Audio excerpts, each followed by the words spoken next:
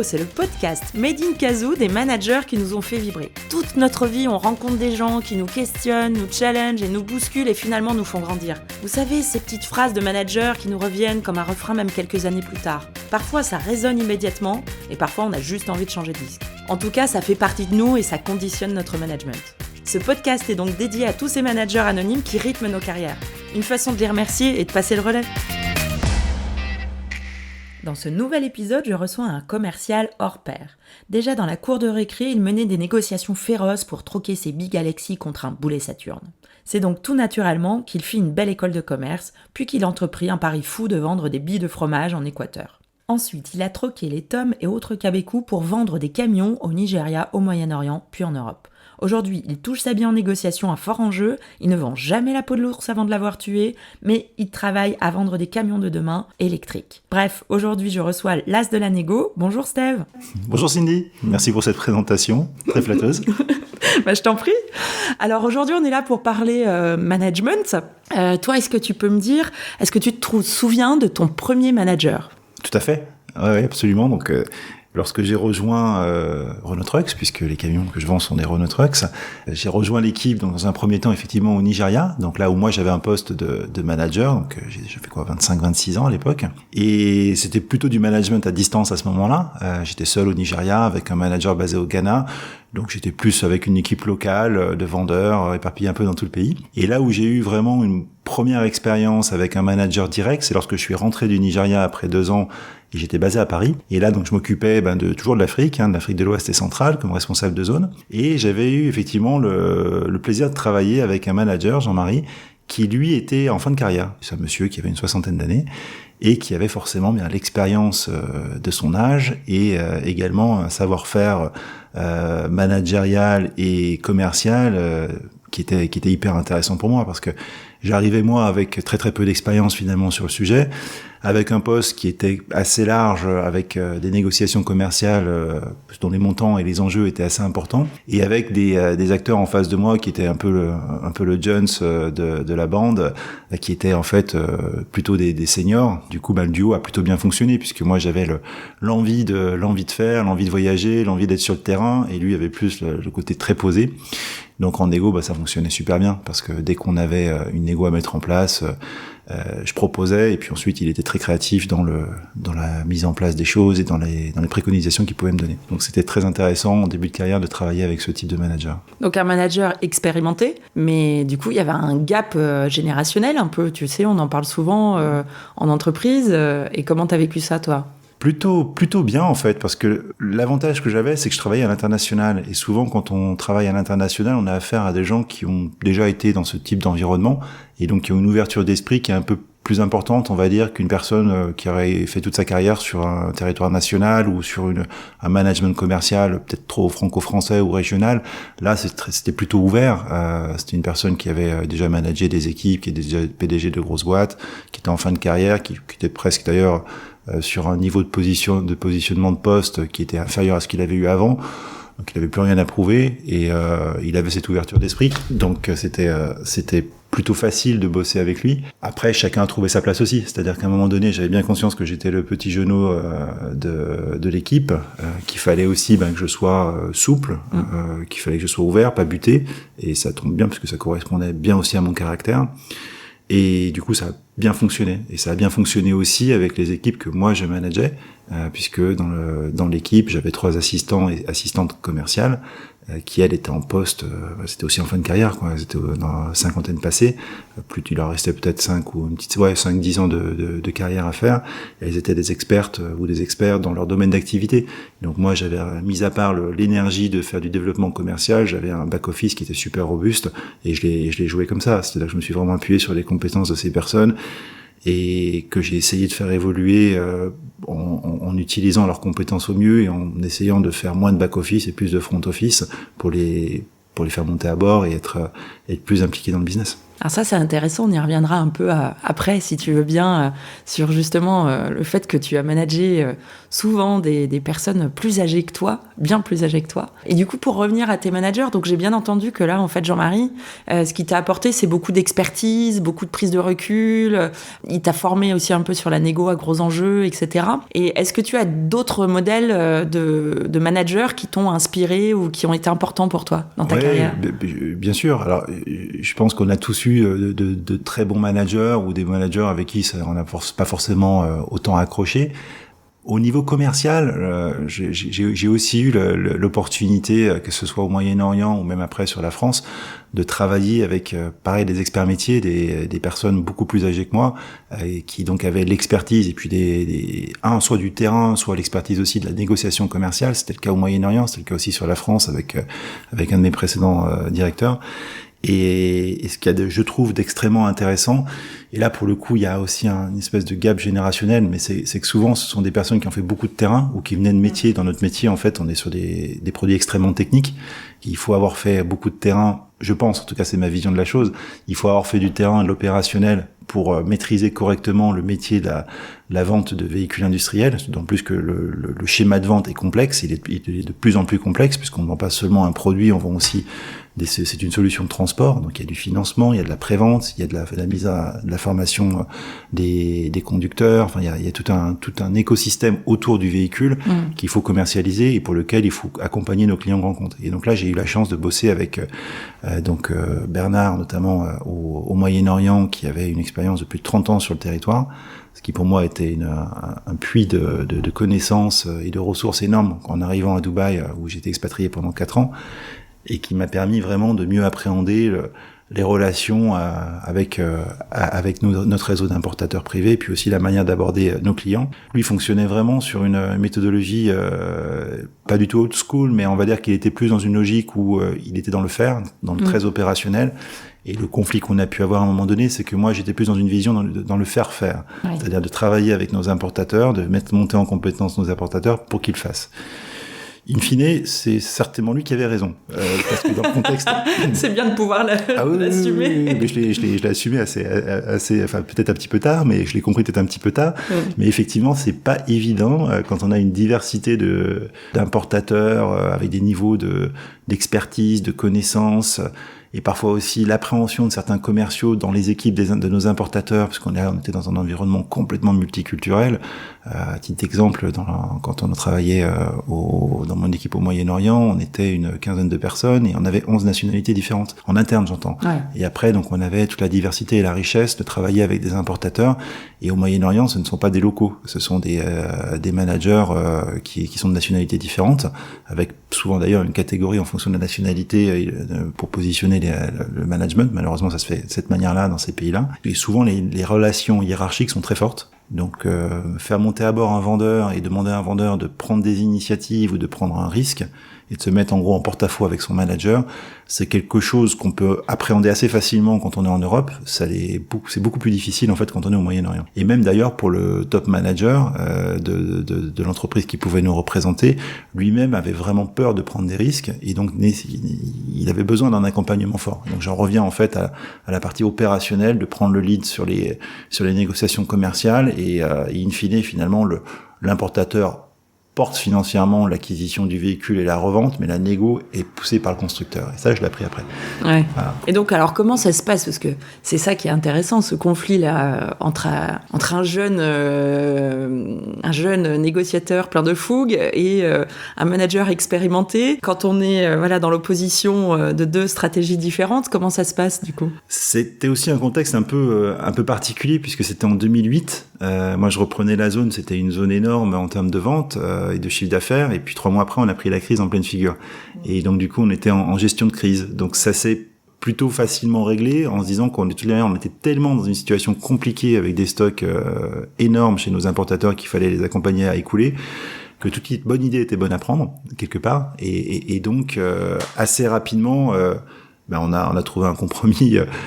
Il me laissait l'autonomie pour structurer le réseau et mener à bien mes négos commerciales. Et 2, je l'écoutais je prenais conseil auprès de lui et j'essayais d'écouter au mieux pour aller pour aller plus vers les clients et justement pas être dans le faire, mais être aussi dans l'accompagnement, parce que c'est aussi du coaching, quoi. D'accord. Et comment tu lui disais alors que t'étais pas d'accord avec lui? Comment ça s'est passé? Vous avez tapé sur la table? Ah, pas du tout. Non. On était très francs. On se disait les choses, en fait, tout simplement. Hein. Donc, il était pas d'accord, j'étais pas d'accord. On s'expliquait et on trouvait un accord. Voilà. Et c'est toi qui lâchais ou c'est plus lui qui lâchait? Non, c'était plus moi, je pense. Ouais. Bizarrement. Et quand est-ce que tu t'es rendu compte que tu nous as expliqué un petit peu techniquement, mais qu'est-ce qui s'est passé en toi quand tu t'es rendu compte que finalement il avait raison? Est-ce que tu lui en as reparlé? Parce qu'en fait, je suis vite arrivé dans une situation de conflit avec certains importateurs. Ouais. Où j'étais même en train de mettre en place des scénarios légaux.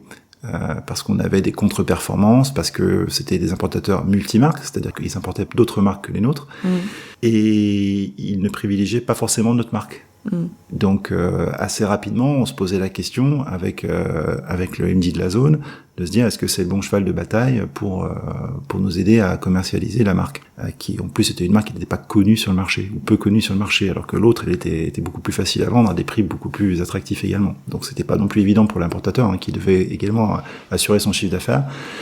Et là, très vite, en fait, je me suis rendu compte que légalement, il y avait rien à faire, qu'on pouvait pas changer dans ces pays-là, on pouvait pas changer de partenaire aussi facilement, que souvent, en fait, les partenaires avec lesquels on travaillait faisaient partie soit de la famille royale, soit étaient proches de la famille royale, et donc du coup, c'était juste pas possible de rentrer dans comme on aurait pu éventuellement faire, et on le fait d'ailleurs difficilement en Europe, mais de rentrer dans une discours ou dans un échange légal. Et donc très vite, je me suis dit, c'est pas la bonne voie. Enfin très vite, pas tant que ça. Après peut-être une année d'analyse et puis de conseils avec des experts juridiques et autres. Et après, on s'est dit, non, en fait, c'est pas comme ça qu'ils vont fonctionner. Effectivement, il faut qu'on continue avec eux. D'ailleurs, on est toujours avec eux et ça se passe plutôt bien. Et par contre, essayer de plus possible, de les accompagner dans la montée en compétences et puis finalement, de faire le mix entre, on va dire, la manière dont on aurait de gérer un réseau en Europe et puis celle qu'il faut finalement avoir grâce à l'expérience des gens qui sont en place depuis longtemps et qui connaissent, de faire un accompagnement et un coaching plus fort auprès des équipes commerciales, quitte à se mettre en avant en tant que constructeur, alors que c'est pas forcément l'objectif qu'on se fixait à l'époque.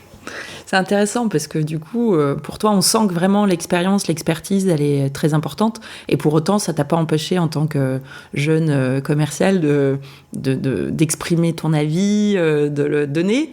Alors justement, toi, quand tu t'es retrouvé en position du coup managériale, pour toi l'expérience et tout ça, c'est très important. Et puis du coup, t'en avais pas, t'avais 25 ans. Et puis tu nous as dit tout à l'heure que tu manageais des personnes qui en avaient plutôt 55, 50, la cinquantaine, donc qui avaient presque plus d'expérience que toi. Comment ça se passe alors pour être crédible comment tu t'es positionné? Écoute, en fait, assez rapidement, je me suis rendu compte que j'avais pas l'expertise qu'ils avaient et que c'était un vrai atout, que leur expertise était un atout juste énorme. Moi, ma compétence, c'était d'être sur le terrain, c'était d'accompagner les réseaux de distribution localement et donc de voyager beaucoup. Donc à l'époque, j'étais une semaine sur deux en Afrique. Des fois, à tel point que quand j'arrivais à l'aéroport, je savais même plus dans quel pays j'allais. Je suis même pointé une fois au compteur d'Air France en disant tiens, je vais à Dakar. Non, monsieur, vous allez à Abidjan. Ouais, c'est ça. Ouais, je vais à Abidjan. Donc j'étais complètement satellisé. Mais par contre, j'avais une chance énorme, c'est d'avoir cette équipe qui était en back office et qui me permettait en fait de gagner énormément de temps au niveau administratif et surtout aussi énormément de temps dans le travail de constitution des offres commerciales qui sont très techniques, et eux avaient cette expertise technique-là, parce qu'à l'époque on leur demandait aussi, ils avaient appris au fil de temps à connaître le produit, à le configurer. Et moi, c'était génial parce que mes assistantes ou les assistants faisaient des offres commerciales.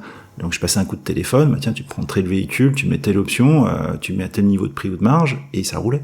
Et tu l'envoies. Ouais. Et pour moi, c'était juste un gain de temps, mais phénoménal. Donc, moi, ça me permettait de faire mon cœur de métier, qui était de connaître le terrain, d'être auprès des clients et des importateurs pour mieux appréhender ce qui se passait sur les marchés. Et eux, derrière, étaient là en soutien pour à la fois faire du front office commercial, donc du commercial sédentaire. Et ça, c'est quelque chose que, à mon avis, je leur ai apporté, en tout cas, que j'ai développé avec eux.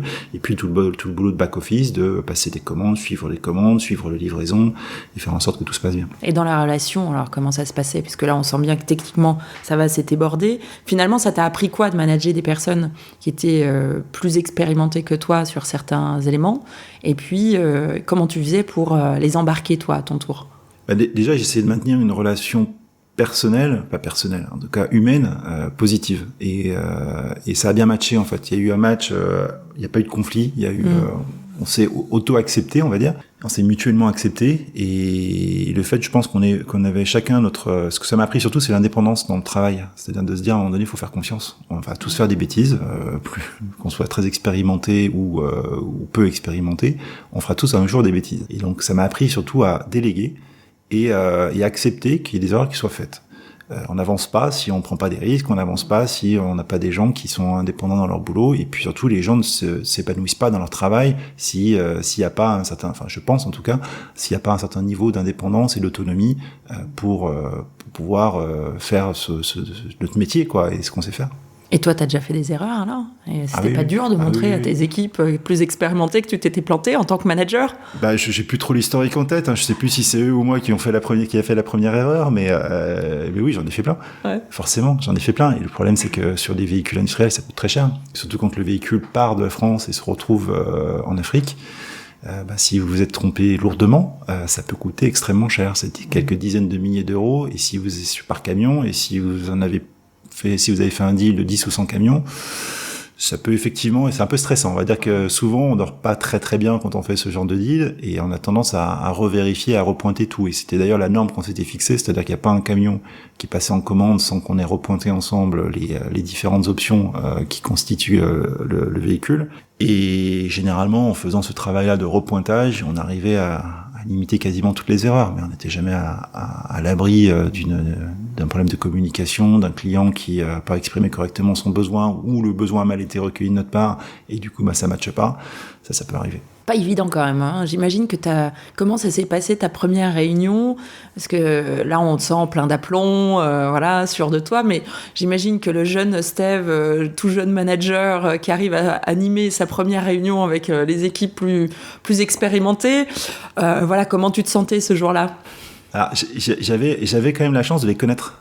Comme j'avais déjà j'étais déjà dans l'équipe en fait. Parce que lorsque j'étais au Nigeria, c'était la même équipe. Par contre, j'étais évidemment très loin d'eux, mais on se connaissait déjà parce que j'avais fait en fait au début 2004, lorsque j'ai rejoint la société, en fait, j'avais fait une période d'adaptation de 2 mois au siège, oui. Et donc du coup, je connaissais tout le monde.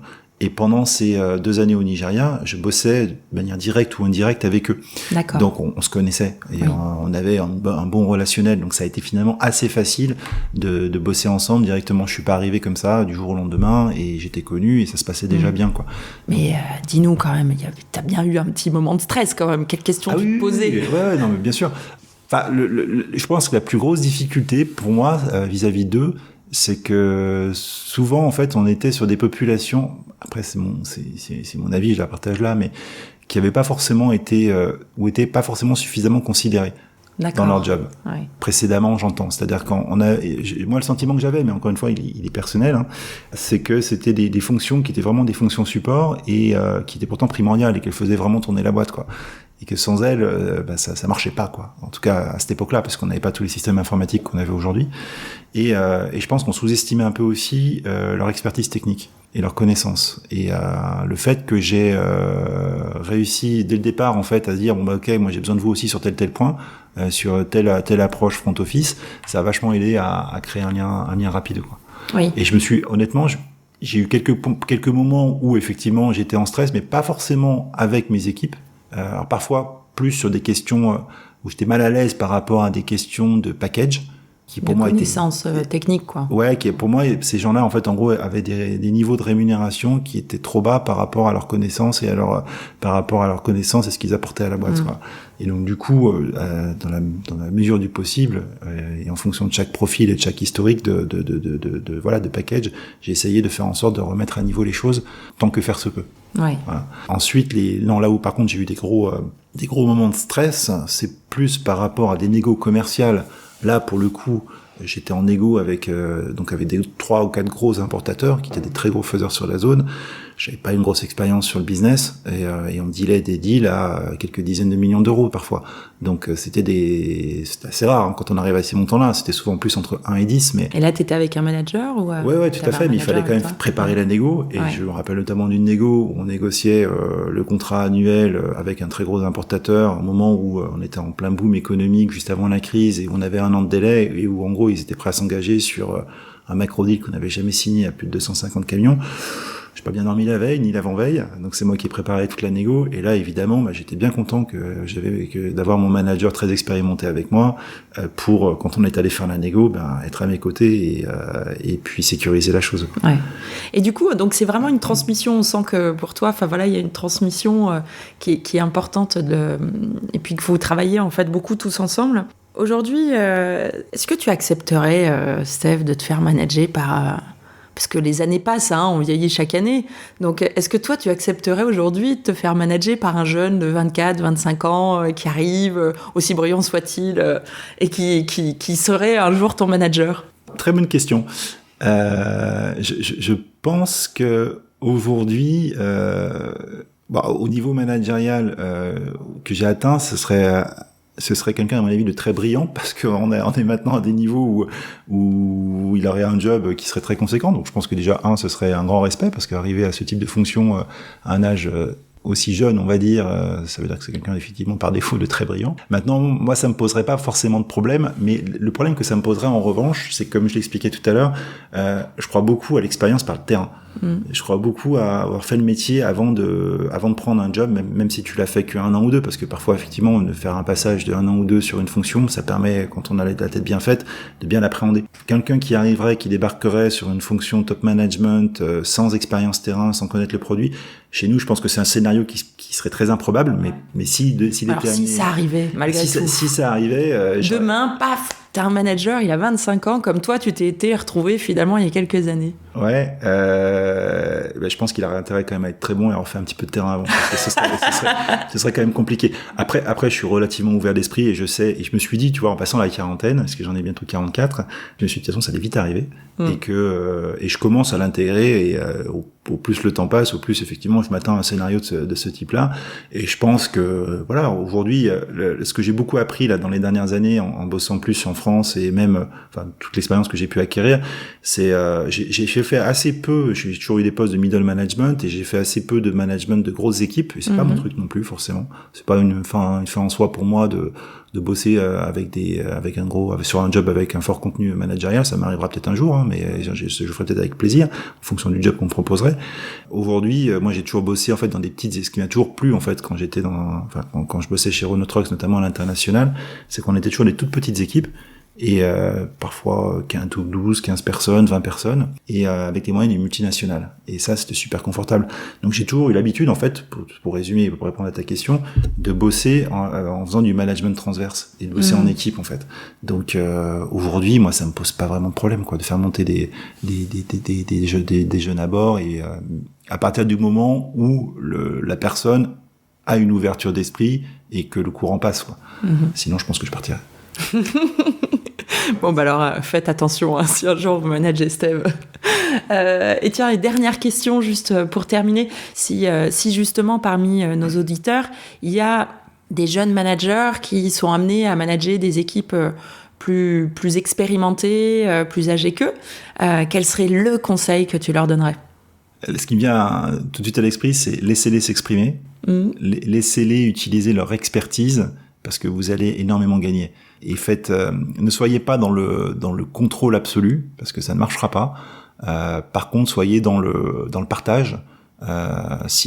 Si vous avez la chance d'avoir des personnes qui sont dans cette optique-là, en tout cas, essayez de créer cet esprit d'échange et de partage. Après, il faut évidemment que la personne en face soit dans un cadre où elle sache faire du feedback, elle ait cette compétence-là, ce qui arrive que c'est quand même le cas normalement de la plupart des personnes. Et tout se passera bien. Super. Eh bien, merci, Steve. Merci, Cindy. C'était très, très, très sympa d'échanger avec toi en ce dimanche matin, puis on va aller prendre un petit apéro. Eh ben, allez, c'est parti. C'est parti. Eh bien, pas facile le management intergénérationnel. Et vous, comment vous en sortez ? Au fait, moi c'est Cindy, chef d'orchestre chez Kazoo. Le Kazoo, c'est un instrument de musique, mais c'est aussi ma boîte. On y a pour ambition d'aider les organisations à instaurer une dynamique apprenante et accélérer leurs projets d'entreprise en développant les compétences individuelles et collectives. Et pour ça, il faut trouver le bon tempo, embarquer les managers et leur donner le micro. Donc si tu veux découvrir le champ de nos activités et découvrir d'autres épisodes, rendez-vous sur notre site kazoo.fr. On s'appelle au Kazoo.